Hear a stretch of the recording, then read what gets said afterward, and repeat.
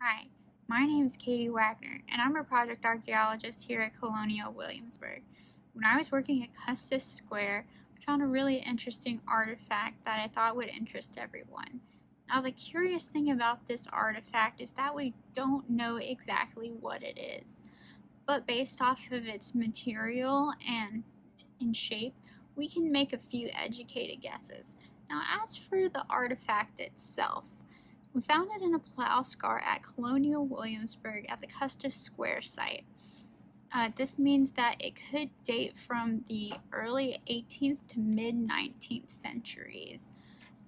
Now, it is made out of bone and it is cylindrical shaped, and it has broken in half lengthwise, which allows us to see that the interior is hollow. Now, on the outside, it has a ringed decoration, which was made by a lathe. Its size is fairly small, only about 3 centimeters in length, although it looks like it may have been broken on both ends. And its width is about 1 centimeter, with the hollow inside being about half that, with a flaring out at one end. So, what is this artifact? Our guesses fall into two categories, the first being sewing related artifacts. Needle cases and pin poppets were used to carry needles and pins respectively, and were very popular in the 18th and 19th centuries. They were often made out of bone and could be plain or intricately carved. Oftentimes they would have a screw-on cap with an attachment to a thread that could be worn around the neck as a necklace. Check out this bone needle case from the triplex site at the Hermitage. The other sewing related artifact it could be is a lace bobbin. Bobbins were thin cylindrical objects that were attached to thread and can be manipulated to make bone lace, as well as weigh the threads down. Now, bone lace, in fact, was called that because these bobbins were most often made out of bone, although later in the 19th century they began to be made out of wood.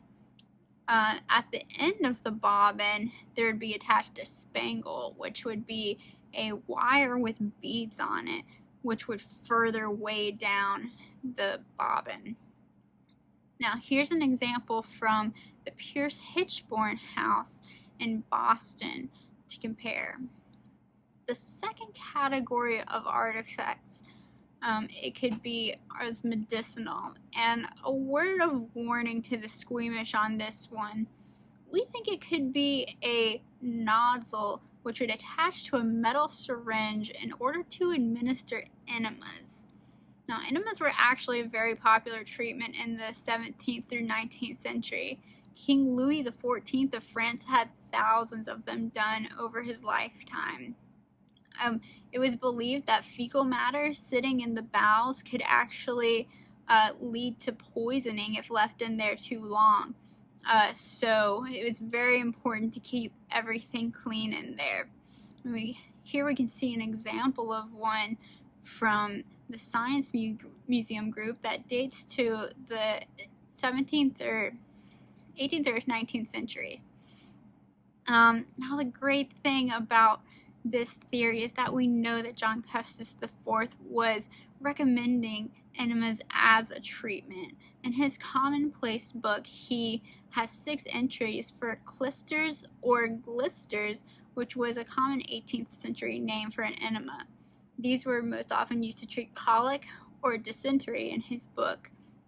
And the ingredients for these are quite interesting. To give you an example, let me read a recipe for you. Take chicken broth or clear posset drink and boil some anise or fennel seeds. Add 2 spoonfuls of salad oil, 3 spoonfuls of turpentine. Sweeten it with brown sugar. The seeds must be strained out before you put in the other ingredients. Take a full pint very warm.